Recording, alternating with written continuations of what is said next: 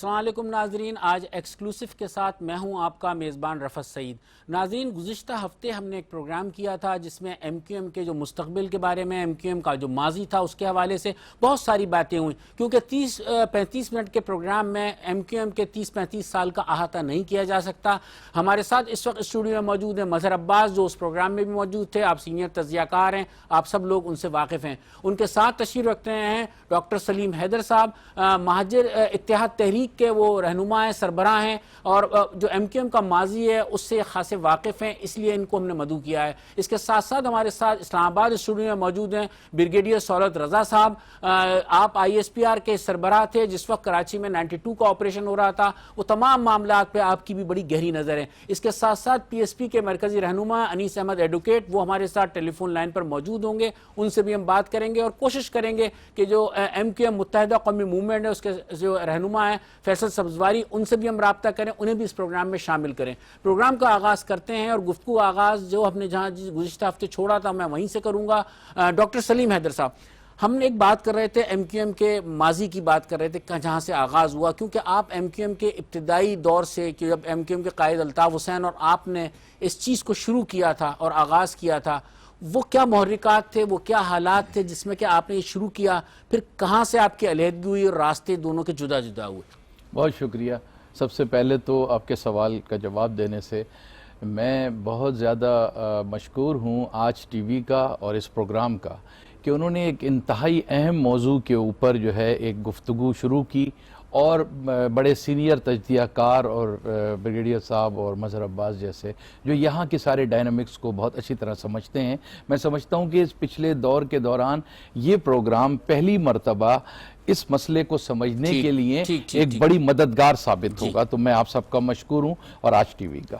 آپ کے جہاں تک سوال کا تعلق ہے، میرا تعلق آل پاکستان مہاجر اسٹوڈنٹس آرگنائزیشن اے پی ایم ایس او کے ان بانی اراکین میں ہے جنہوں نے 11 جون 1978 کو اس کے قیام میں حصہ لیا، اور آج میں اور الطاف حسین وہ واحد 2 آدمی ہیں ان بانی اراکین میں سے جو اب تک سیاسی اس کے اندر شامل ہیں۔ اب جہاں تک ایم کیو ایم کا تعلق ہے، ایم کیو ایم 18 مارچ 1984 کو بنی۔ ایم کیو ایم کا قیام سے پہلے ہی میرا اور ان کا اختلاف ہو گیا تھا، اور ظاہر ہے کہ اس وقت یہ 2 ڈیفرنٹ اسکول آف تھاٹس تھے مہاجر سیاست میں۔ ایک school of thought Altaf Hussain تھے اور ایک اسکول آف تھاٹ ہمارا تھا۔ اچھا، کیا ایسا تو نہیں کہ آپ کے اختلاف کی وجہ بھی وہی ہو جو کہ اسٹیبلشمنٹ پاکستانی سیاست میں جس طرح فعال ہے اور جس طرح حالیہ دنوں میں نظر آتا ہے، تو اس وقت بھی کہیں ایسا ہی تو نہیں ہوا تھا کہ آپ نے اس کے بعد علیحدگی اختیار کی ہو؟ نہیں جناب، اس وقت اسٹیبلشمنٹ کا اتنا رول ہماری پولیٹکس میں، مہاجر پولیٹکس میں نہیں تھا، لیکن ہمارا ان کا قیام میں تو رول تھا۔ دیکھیے، یہ بھی ایک بڑی بحث ہے، اور مجھے بڑا، جب میں بیٹھ کے دیکھتا ہوں اور بڑے بڑے تجزیہ نگار جنہوں نے شاید کراچی بھی زندگی میں ایک دفعہ دیکھا ہو، وہ کہیں پنڈی اسلام آباد میں بیٹھ کر اس کے اوپر بحث کرتے ہیں، میں اس کا گواہ ہوں۔ اے پی ایم ایس او کے قیام میں جو اسٹوڈنٹ آرگنائزیشن تھی، نہ اسٹیبلشمنٹ کا کوئی رول تھا، لوگ کہتے ہیں ضیاء الحق کا بھی کوئی رول نہیں تھا۔ یہ حالات کے جبر اور مسائل اور مشکلات پہ ہم نوجوانوں نے، بہت تھوڑے سے 14 لوگ تھے جنہوں نے یہ پارٹی بنائی تھی، لیکن جب یہ پارٹی آگے بڑھ گئی چند سالوں کے بعد، تو جس طریقے سے روایتی طور سے ادارے اور اسٹیبلشمنٹ رابطے کرتی ہے، تو ان کے ضرور یقیناً یہاں پہ رابطے ہوئے ہیں، اور پھر اس کے بعد سے، بلکہ جس بات پہ ہمارا اختلاف ہوا تھا وہ اس وقت جو الطاف حسین کی پالیسی تھی، جو انہوں نے اس وقت ان کا اتحاد ہوا تھا جی ایم سید کے ساتھ۔ یہ لوگ جو آج بات کر رہے ہیں را کی، میں 1983 کے اندر سب سے پہلے میں وہ پہلا آدمی تھا جس نے اس بات کے اوپر آواز اٹھائی ود ان پارٹی، اور میں نے اس وقت جو انہوں نے اتحاد کیا تھا، اور وہ یہی اتحاد تھا۔ آپ کے اختلافات کی وجہ جی ایم سید سے اتحاد بنا تھا۔ بالکل۔ بریگیڈیئر سہولت رضا صاحب کو تھوڑا سا ان کرتے ہیں، پھر میں آپ کی طرف آتا ہوں۔ ڈائریکٹلی آپ اسٹیبلشمنٹ سے پوچھیں۔ ڈائریکٹ ماضی کی اسٹیبلشمنٹ کہہ سکتے ہیں آپ۔ السلام علیکم بریگیڈیئر صاحب۔ جی وعلیکم السلام۔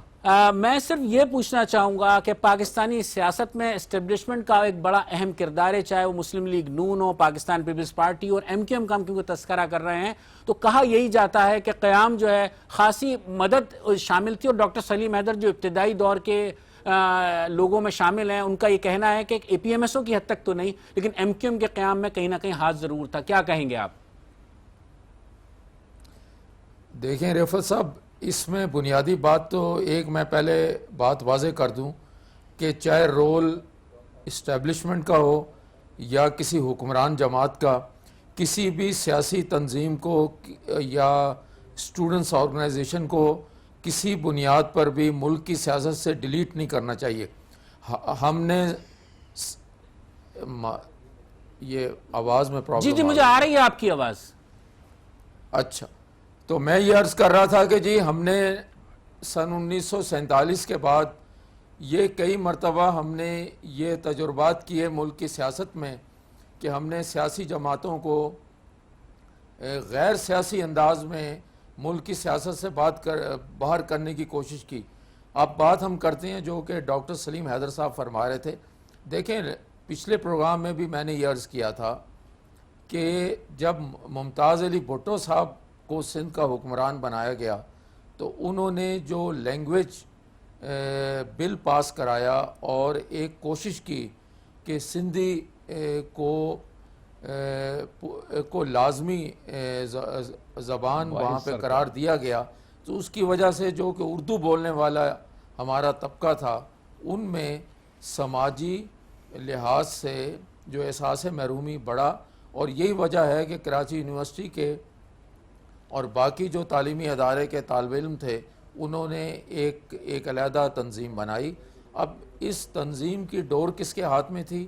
جیسے کہ ابھی ڈاکٹر سلیم حیدر صاحب فرما رہے تھے کہ ان کو سرپرستی حاصل رہی جناب اختر رضوی مرحوم کی، پھر اس میں رئیس امروی صاحب بھی تھے اور بھی کئی ہمارے جو ملک کے بڑے نامور ادیب اور رائٹر اور اس معاملے میں دلچسپی لینے.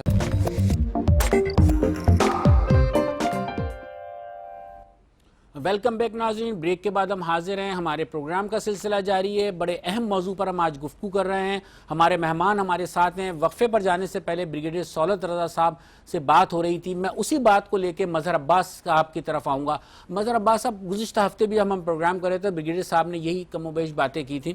اب آپ یہ بتائیے کہ کیا ایم کیو ایم کا جو قیام ہے، ایم کیو ایم کا جو وجود آیا ہوا، کیا انہی محرومیوں کا نتیجہ جس کی جانب یہ اشارہ کر رہے ہیں، جس کے بعد پھر آج یہ صورتحال آ گئی ہے کہ اس کے کام کرنے پر بھی پابندی کی ایک باتیں ہو رہی ہیں؟ دیکھیں، سندھ میں جو مسئلہ رہا ہے وہ، اور مجموعی طور پہ پورے پاکستان میں، وہ ہماری جو قومی سیاست ہے وہ بڑی تقسیم رہی ہے، اور آپ کے یہاں جو قومی سطح کی جماعتیں ہیں وہ نہ ہونے کے برابر ہیں.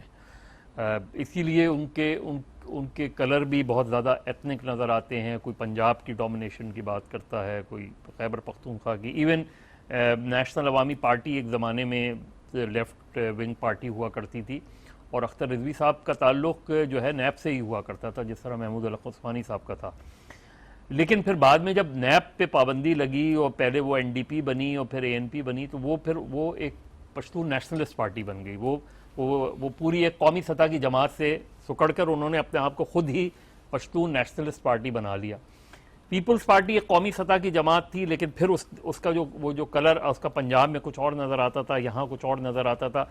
تو اس کے پاس سب سے زیادہ اپارچونٹی تھی پیپلز پارٹی کی پوری قومی سطح کی جماعت بننے کی. وہ پوری صلاحیتیں اس کے اندر موجود تھیں. بدقسمتی سے وہ اس کو صحیح معنوں میں میٹیریلائز نہیں ہو پائی. اس میں بہت سے فیکٹرز ہیں جہاں ان کی اپنی غلطیاں ہیں. وہاں اسٹیبلشمنٹ، ملٹری اسٹیبلشمنٹ، پھر جنرل ضیاء الحق نے آگے جس طریقے سے، کیونکہ بھٹو صاحب تو کوٹا سسٹم کو 10 سال کے لیے لے کر آئے تھے. لیکن مظہر ایک بات سے پوچھوں گا، کیا اس سارے معاملے میں پیپلز پارٹی بھی کہیں ذمہ دار ہے سارے معاملے میں؟ کیونکہ ان کا چہرہ، سیاسی چہرہ کچھ اور تھا. سندھ میں جو قوم پرستی کی سیاست ہوئی، جو سندھ کی نیشنلسٹ پارٹیز ہیں، یا پھر اس کے ریئیکشن میں یہاں بھی نیشنلسٹ پولیٹکس ہوئی، وہ بیسکلی فیلئر قومی سطح کی جماعتوں کا ہی ہے. اگر قومی سطح کی جماعتیں اپنی ذمہ داریاں پوری کرتی تو شاید ہم یہ سیاست نہیں دیکھتے. اور اس کو پھر جو اس وقت جنرل ضیاء الحق کے ماشاء اللہ نے اس کو فروغ دیا، اس پوری سیاست کو، اس میں پھر ملیٹنسی کا فیکٹر بھی آ گیا، اس میں پھر پیسہ بھی آ گیا. تو پوری جو نیشنل پالیٹکس تھی وہ ڈائیورٹ ہو گئی، ایتھنک پالیٹکس، ایتھنک کلر آ گیا اس میں. ورنہ 70 میں آپ کو پتہ ہے کہ جو ہے وہ قومی اسمبلی کی، پیپلز پارٹی کی 8 پروونشل اسمبلی کی 8 سیٹیں ہوا کرتی تھیں کراچی کے اندر. اسی طرح بلدیاتی الیکشنز میں پیپلز پارٹی اور جماعت اسلامی کا اپنا ایک رول رہا تھا، ان کے میئر اور ڈپٹی میئرز رہے تھے، لیکن اس طریقے سے اونرشپ جو تھی وہ اس کا ہمیشہ سے جو رہا شکار رہا. تو اس پالیٹکس کو پھر وائڈن کر دیا گیا، اور پھر یہی وجہ ہے کہ ظاہر ایم کیو ایم کو جو ایک دم اتنی پذیرائی ملی اس میں بہت سے فیکٹرز ہوں گے، لیکن اصل چیز یہ کہ اس کو جس طریقے سے ایم کیو ایم کو پذیرائی ملی وہ پاکستان کی سیاست میں ذوالفقار علی بھٹو کے بعد شاید دوسری سیاسی جماعت تھی جس کو اس طریقے سے لوگوں نے جا کے ووٹ دیا، چاہے اس کی دائرہ جو ہے اربن شہری علاقوں تک رہا ہو، لیکن جس طریقے سے ان کے پاس سپورٹ آئی، شاید نظر یہ آتا ہے کہ وہ سپورٹ کو وہ اس طریقے سے سنبھال نہیں پائے. اچھا، اور یہی وجہ ہے کہ آپ نے مظہر گفتگو میں ایک ذکر کیا تشدد کی سیاست میں، جب تشدد آیا ہے سیاست میں، آپ سمجھتے ہیں سلیم حیدر صاحب کی ایم کیو ایم میں یہ چیزیں کیا ابتدا سے آنا شروع ہو گئی تھیں یا یہ وقفے کے ساتھ آئیں؟ وجوہات کیا تھیں؟ دیکھیے ایم کیو ایم میں یہ جو فیکٹر آیا تشدد کا، یہ پہلے تو یہ بات ہے کہ یہ متحدہ یہ بننے کے بعد مہاجر قومی موومنٹ بننے کے بعد آیا. اس سے پہلے تو وہ بھی دیکھا شہر میں کہ ایسا لگتا تھا اس شہر کا ہر آدمی ایم کیو ایم میں چلا گیا ہے، اور کہیں کہتے ہیں کہ جماعت اسلامی بھی اس کی ذمہ دار ہے، یہ اسلامی جمعیت طلبہ کے حوالے سے بھی بہت ساری باتیں ہوتی ہیں. تو اس میں کیونکہ وہ چیزیں دیکھیں خاصا ماضی کا حصہ بن گئی، لیکن اب ایم کیو ایم کے جہاں ذکر آتا ہے میں تشدد کی بات ہوتی ہے. مجھے یاد ہے کہ یہ بڑا تاریخ میں ذکر ہوتا ہے، بلکہ الطاف حسین صاحب تو اپنی تقاریر میں اس چیز کو اس کو واقعہ کربلا سے بھی بڑا واقعہ بنا کے پیش کرتے ہیں، 3 فروری 1981 کے واقعے قومی سطح کی جب جماعت بن گئی تو انہوں نے ان چیزوں کو شب پس منظر میں ڈال دیا. اور اس دن میں خود جامعہ کراچی میں موجود تھا، اور میں چونکہ باقی علاقوں کی بھی کیمپین دیکھتا تھا تو وہ سب میری آنکھوں کے سامنے، بلکہ ایک بڑا تاریخی چیز کا یاد ہے. نہیں دیکھیں میں ایک بات کر رہا ہوں ایز اے جماعت تشدد کی طرف آنے کی. اچھا، اس میں جو زیادہ ہوا ہے معاملہ وہ 92 کا جب آپریشن ہوا ہے، 92 کے آپریشن کے بعد یہ تنظیم جو تھی اس کی مظلومیت کا تاثر جو ہے نا بہت زیادہ قائم ہو گیا آپریشن کے نتیجے میں، اور اس آپریشن کے بعد انہوں نے تنظیم کو ایک ملیٹنٹ تنظیم کے اندر تبدیل کر دیا. ان کو یہ اندازہ ہو گیا تھا کہ الطاف حسین صاحب مستقبل قریب میں پاکستان آئیں گے نہیں، تو اب شہر کو کنٹرول کرنے کے لیے انہوں نے ایک ملیٹنٹ اپنے ونگز بنا لیے، اور پھر انہوں نے شہر اور لوگوں کو کنٹرول کرنے کے لیے تشدد کا راستہ اختیار. اس سوال کا جواب یقیناً ایم کیو ایم کا بھی کوئی آدمی اس میں ہو تو اس کی طرف سے لیتے ہیں. مظہر میں آپ کی طرف آتا ہوں، اس کے بعد بریگیڈیئر صاحب کی طرف آؤں گا کہ ان سے ریلیٹڈ یہ ساری چیزیں ہیں. تشدد کی انہوں نے ایک بات کی ہے کہ تشدد کی طرف اس طریقے سے آئے 92 کے آپریشن کے بعد. آپ نہیں سمجھتے کہ جب ایم کیو ایم کے خلاف کوئی آپریشن ہوا ہے تو ایسا لگتا ہے کہ اس کے بعد وہ مزید ایک توانا ہو کر سامنے آتی ہے، ووٹ بینک متاثر نہیں ہوتا، لوگ انہیں منتخب بھی کرتے ہیں، تمام طرح الزامات کے بعد خامیاں کہاں پر ہیں؟ دیکھیے اس وقت جو ایم کیو ایم کا کرائسس ہے، جو موجودہ کرائسس ہے ایم کیو ایم کا، وہ بالکل اسی طریقے سے جس طرح کا کرائسس پیپلز پارٹی فیس کر رہی ہے. یعنی ایم کیو ایم کو آپریشنز نہیں ختم کر سکے، ایم کیو ایم اپنے آپ کو خود ختم کرنے کے اوپر جو ہے وہ اس جانب رواں دواں ہے. یعنی جو سیلف انفلکٹڈ انجری ہوتی ہے نا، خود ساختہ زخم، اس وقت جو صورتحال ہے بالکل ویسے ہی ہے. پیپلز پارٹی کو کوئی بھی ملٹری اسٹیبلشمنٹ نہیں ختم کر پائی، پیپلز پارٹی اسی طریقے سے کھڑی رہی. پیپلز پارٹی کہاں آ کے ڈکلائن ہوا پیپلز پارٹی کا؟ جب محترمہ بے نظیر بھٹو کے واقعے کے بعد اس کی قیادت جو ہے وہ آصف علی زرداری نے سنبھالی، اور اس کے بعد ایم کیو ایم میں اس وقت جو کرائسس سب سے بڑا کرائسس آ رہا ہے وہ پارٹی کے اندر کا کرائسس ہے، داخلی انتشار ہے. اور داخلی انتشار کا تعلق اسٹیبلشمنٹ ظاہر ہے اس سے فائدہ بھی اٹھاتی ہے. ایک مائنڈ سیٹ یہ بھی ہے کہ کراچی کا مینڈیٹ ڈیوائیڈڈ رہے کسی بھی طریقے سے، اور وہ ڈیوائیڈڈ کی طرف جا بھی رہا ہے مینڈیٹ. لیکن اس کے ساتھ ہی اور اس میں ایم کیو ایم نے ان نیسیسری اپنی پاور کو کنسولیڈیٹ کرنے کے لیے جو حربے استعمال کیے وہ ضروری نہیں تھا، اس کے بغیر بھی وہ الیکشن جیت دیتے. 77 کا الیکشن بھٹو صاحب بغیر دھاندلی کے بھی جیت سکتے تھے. تو یہ اگر آپ اس میں دیکھیں تو آپ کو اس پہ تھوڑی سی جو ہے وہ آپ کو لگے گا کہ ایک ہی پیٹرن نظر آتا ہے آپ کو. یہی چیز ملیٹنسی کی جس طریقے سے وہ ایم کیو ایم میں 2 پرابلمز آئیں، ایک پرسنالٹی کلٹ جس نے ایم کیو ایم کو بہت ڈیمیج کیا، اور دوسرا ملیٹنسی. دیکھیے یہ ایک مڈل کلاس پولیٹکس کو شیوا نہیں دیتا کہ وہ پرسنالٹی کلٹ کے گرد گھومے، کیونکہ وہ اس کا کیریکٹر نہیں ہے مڈل کلاس کا کیریکٹر. یعنی جب آپ اس طریقے سے جو ہے وہ پارٹی کو ابھاریں گے کہ جس میں صرف جو ہے وہ شخص انہوں نے ہو سکتا ہے کہ انہوں نے بہت سی فکری نشستیں اٹینڈ کی ہوں گی انہوں نے, تو اس میں جب آپ صرف لیڈرشپ کی لائلٹی کو فوکس کریں گے اور پارٹی کے ویلکم بیک ناظرین, بریک کے بعد ہم حاضر ہیں. بریک پر جانے سے پہلے جو مظہر عباس نے گفتگو کی اس میں 2-3 سوالات سامنے آئے ہیں. ان سوالات کا جواب یقیناً بریگیڈیئر صاحب کے پاس ضرور ہوگا, کیونکہ اس 92 کے آپریشن میں وہ بہت ساری چیزوں جانتے بھی ہیں, بہت سارے رازوں کے امین بھی ہیں, اور بہت ساری اندرون خانہ گفتگو ان کے علم میں. یقیناً جو ہم بات کر رہے تھے ان تمام حوالوں سے.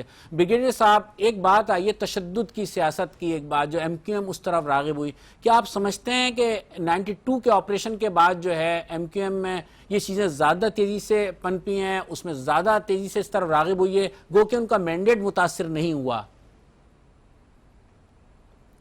جی, اس میں رفعت صاحب ایک بات مجھے واضح کرنے دیجئے جی, کہ یہ جو ہم ہر بات 92 کے آپریشن سے شروع کرتے ہیں نا, اس سے بھی کچھ مغالطے کا اندیشہ ہے. دیکھیں, ہمارے ملک میں پالیٹکس میں جو تشدد آیا اس کی بنیاد ہے 1970 میں.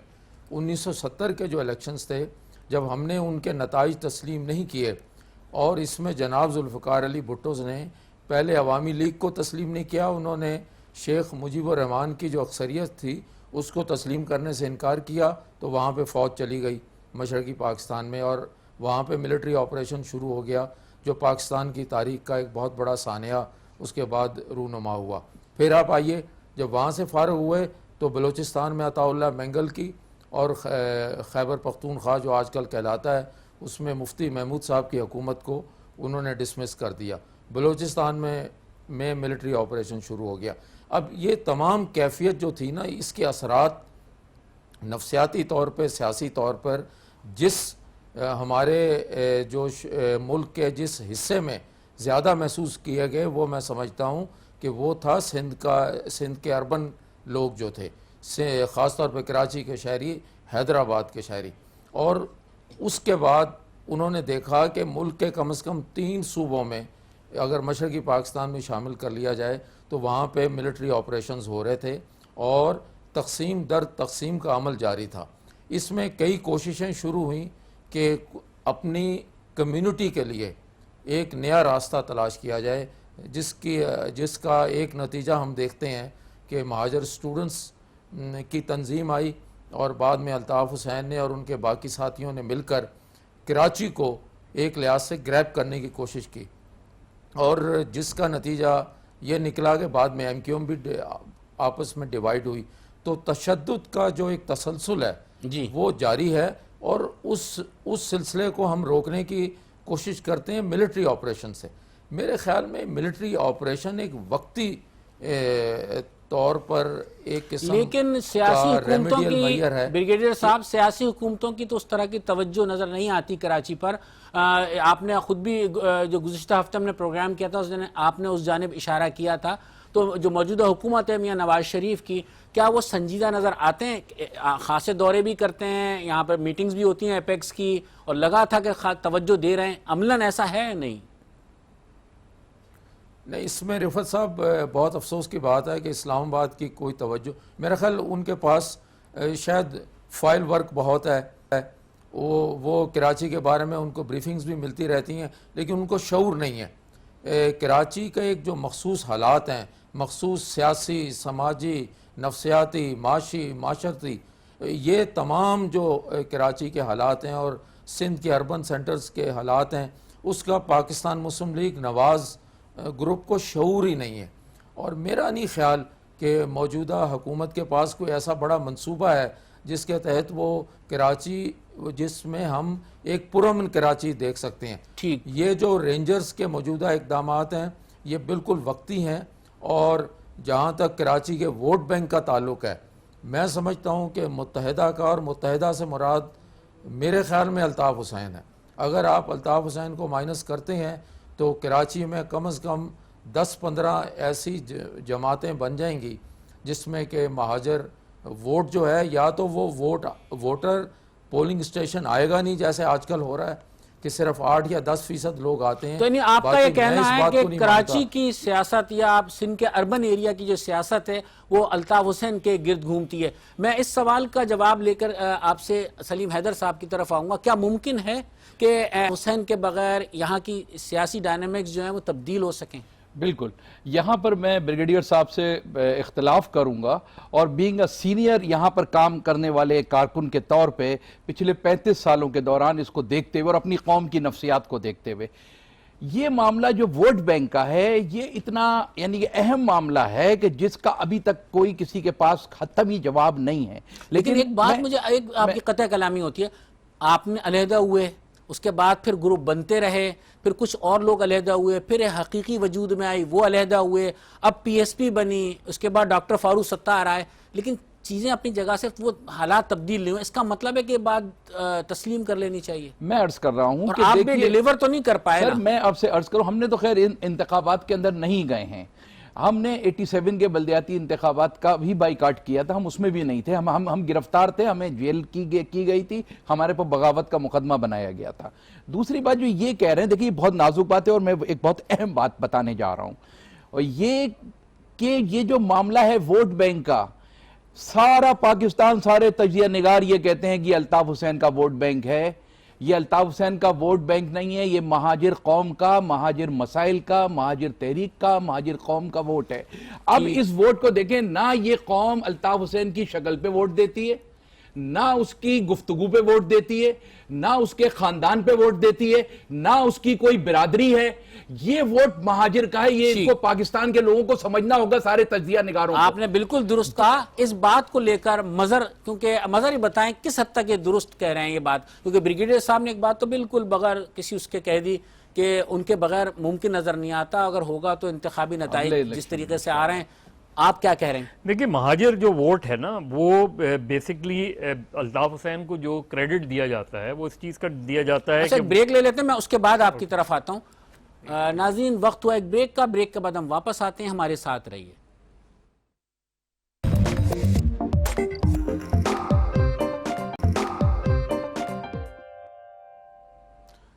ویلکم بیک ناظرین. بریک کے بعد ہم حاضر ہیں، ہمارے پروگرام کا سلسلہ جاری ہے. بریک پر جانے سے پہلے بڑا ایک اہم سوال اٹھا تھا، مظہر عباس اس پر کمنٹس کر رہے تھے. جی مظہر. دیکھیں، جس طرح پیپلز پارٹی کا ووٹ بینک رہا ہے بھٹو کے نام کا، اور کافی عرصے تک، جس طرح میں نے کہا وہ ڈکلائن خود ان کی اپنی پالیسیز کی وجہ سے بعد میں آیا، بالکل اسی طریقے سے جو چونکہ مہاجر ووٹ ایم کیو ایم کو کیوں پڑتا رہا، اس لیے پڑتا رہا کہ وہ یہ سمجھتے ہیں، اور شاید کافی حد تک اب بھی شاید سمجھتے ہوں، گو کہ اس کے اندر جو آرٹیفیشل جو انداز اختیار کیا گیا اس سے ان کو نقصان ہوا، حالانکہ اس کی ضرورت نہیں تھی. وہ یہ سمجھتے ہیں کہ الطاف حسین نے ان کو شناخت دی، اور اس شناخت میں ان کا بڑا کنٹریبیوشن ہے، جس کو وہ مہاجر شناخت کہتے ہیں. تو شاید اس لیے وہ اس سے لنکڈ رہا ہے. لیکن اب جو 2013 کے بعد کی سچویشن بنی، اور پچھلے 3-4 سال میں سچویشن بنی، جس طرح میں نے کہا کہ ایم کیو ایم خود اپنی ہی اندرونی سیاست کا شکار ہو گئی، جس کی وجہ سے مہاجر ووٹرز میں کنفیوژن نے جنم لیا، اور وہ کنفیوژن اب بڑھتا جا رہا ہے. جیسے مختلف ایم کیو ایم بنتی جا رہی ہیں، وہ کنفیوژن بڑھ رہا ہے. وہ اب بھی بہت سے لوگ یہ سمجھتے ہیں کہ جی یہ مائنس الطاف فارمولا پہ عمل درآمد ہو رہا ہے، یہ مائنس ہو رہا ہے. تو وہ یہ سمجھ رہے ہیں، ان کے اندر یہ ہے کہ شاید ایم کیو ایم نے وہ ان کے جو ایشوز تھے ان کو اس طریقے سے ایڈریس نہیں کیا، اس طریقے سے ان کے مسائل تھی. لیکن ایک جو فیئر فیکٹر ہے وہ آج بھی اسی وجہ سے ایم کیو ایم کے اندر شیلٹر لیتا رہا، کہ انہوں نے کہا کہ جی اگر ایم کیو ایم نہیں تو ہم کسے ووٹ دیں؟ پیپلز پارٹی کو ووٹ دیں، مسلم لیگ نون کو ووٹ دیں، جماعت اسلامی کو ووٹ دیں. مسلم لیگ نون ویسے ہی یہاں ایگزسٹ نہیں کرتی، پیپلز پارٹی کو تو وہ اپنا ایک رائیول سمجھتے ہیں. ایم کیو ایم کے جو فیکشنز بنے ان کے ساتھ وہ اس لیے نہیں گئے کہ وہ یہ سمجھتے رہے کہ ایم کیو ایم کا ووٹ، مہاجر ووٹ ڈیوائیڈ ہو رہا ہے. تو آج تک کی سچویشنز تو یہ رہی، 2013 کے الیکشن تک کی سچویشن یہ رہی. اس کے بعد ان کے اندر کنفیوژن اس لیے بڑا کہ الطاف حسین صاحب کا ایک بڑا ڈسکنیکٹ نظر آیا پاکستان کی اندرونی سیاست سے اور سندھ کی اندرونی سیاست سے.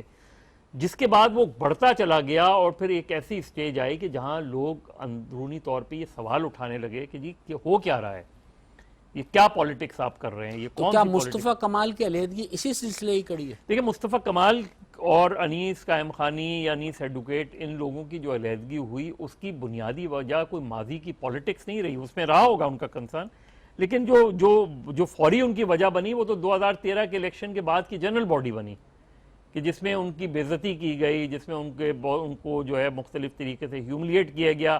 ان میں سے یہ وہ لوگ تھے جو چھوڑ کے چلے گئے. لیکن بے عزتی تو ماضی میں اور پہلے بھی ہوتی رہی ہے. ہاں لیکن وہ ہوا نا کہ ایک اسٹیج ایسی آئی جہاں وہ نکل گئے. حالانکہ ان کا اپنا یہ خیال تھا کہ ہم نے تو جو میکسیمم ریزلٹس دینے تھے وہ پارٹی کو دیے، الیکشن جیت گئے پارٹی، ٹھیک ہے دوسری پارٹی نے ایک ووٹ زیادہ لیا. وہی میں نے کہہ رہا کہ الطاف حسین صاحب اس چیز کو جو گراؤنڈ پہ پولیٹکس ہو رہی تھی اس کو اس طریقے سے نہیں سمجھ پا رہے تھے کہ ایسی سچویشن میں اگر P T I 7-8 lakh vote لے جاتی ہے تو اس میں آپ اپنے آپ کو بہتر کریں، اپنی غلطیوں کو بہتر کریں بجائے اس کے کہ آپ اپنے لیڈرز کو اس کا مورد الزام ٹھہرائیں. تو یہ جو اب جو اس وقت سچویشن ہے، آج کی سچویشن، وہ یہ کنفیوژن ہے کہ الطاف حسین نے اس کی وجہ مظہر یہ تو نہیں ہے کہ قیادت کوئی نہیں ہے، صرف ایک ہی قیادت تھی. وہی ہوتا ہے نا، تو وہی تو میں نے شروع میں کہا نا کہ پرسنالٹی جس طرح مسلم لیگ جب آپ پرسنالٹی کلٹ کے دیکھیں نا، جب بھٹو غائب ہو گئے سین سے تو پھر وہ نہیں بن پائی پارٹی، پھر وہ نہیں ابھر پائی. دیکھیے بے نظیر بھٹو اور ذوالفقار علی بھٹو کا کنیکشن یہ تھا باپ اور بیٹی کے علاوہ کہ بے نظیر بھٹو کی اپنی اسٹرگل بھی رہی بہت، اس لیے مرتضیٰ بھٹو کو لوگوں نے ایکسیپٹ نہیں کیا. حالانکہ ایک میل ڈومینیٹڈ سوسائٹی میں مرتضیٰ بھٹو کی جو ایکسیپٹنس ہونی چاہیے تھی وہ زیادہ ہونی چاہیے تھی، لیکن نہیں ہوئی، اس لیے کہ لوگوں نے بے نظیر کو خود دیکھا اسٹرگل کرتے ہوئے. تو یہی وجہ ہے کہ یہ جو سچویشن ہے، جیسے پاک سرزمین پارٹی کی یہ سارے لوگ جو ہیں، یہ وہ لوگ ہیں جو الطاف حسین کا ایک زمانے میں بڑا پازیٹیو فیس ہوا کرتے تھے، بڑا اسٹرانگ فیس ہوا کرتے تھے.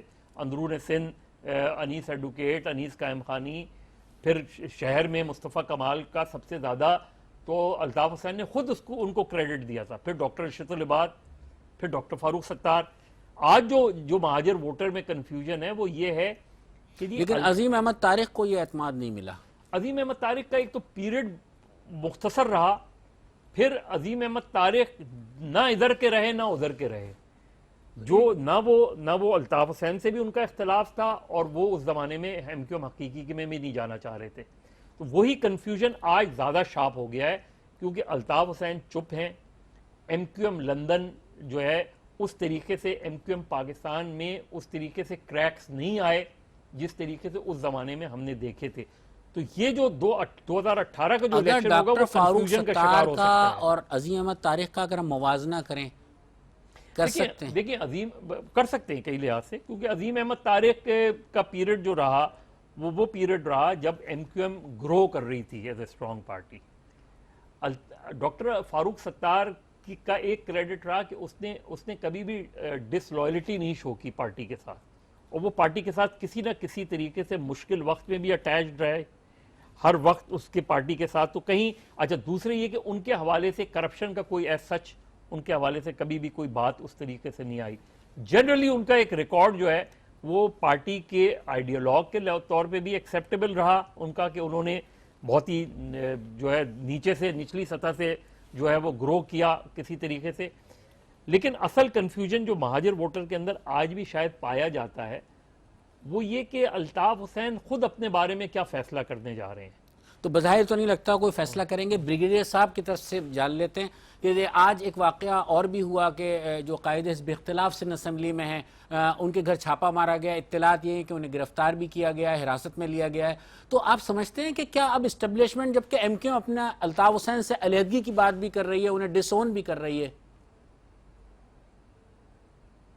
جی اس میں رفت صاحب دیکھیں، ابھی جیسے مظہر عباس صاحب کہہ رہے تھے، ایک بات بالکل طے ہے کہ پاکستان میں کوئی سیاسی جماعت ایسی نہیں ہے جس میں پرسنالٹی کلٹ نہ ہو.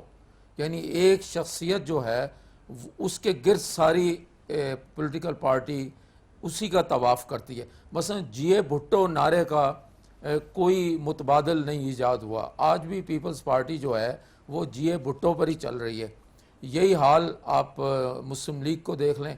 مجھے یاد ہے کہ جب مشرف صاحب نے ٹیک اوور کیا تو یہ ساری جو مسلم لیگ تھی، جو نواز گروپ تھا، یہ سب قطار اندر قطار کاف لیگ میں شامل ہو گئے.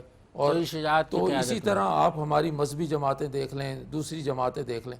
میرا نہیں خیال، اور میں یہ سمجھتا ہوں کہ جب تک الطاف حسین کا وجود ہے، ہاں یہ ہو سکتا ہے کہ الطاف حسین کی جو بیٹی ہے وہ سامنے آ جائے، تو الطاف حسین کا جو ووٹ ہے، میں ڈاکٹر سلیم حیدر صاحب سے بہت احترام کے ساتھ بات کر رہا ہوں، ان کی بہت سٹرگل ہے، لیکن جہاں تک کراچی اور سندھ اربن کا ووٹر ہے، مہاجر بریگیڈیئر صاحب، آپ کی بولنے گفتگو والے، کا سلسلہ وہ یہیں آج پہ بھی ہمارے پروگرام کا چونکہ وقت ختم ہو رہا ہے، میں یہیں سلسلہ یہاں پہ اس کا منقطع کروں گا. آج کے پروگرام سے اتنا ہی. اس کے ساتھ ہی اپنے میزبان رفعت سعید کو اجازت دیجیے. اللہ حافظ.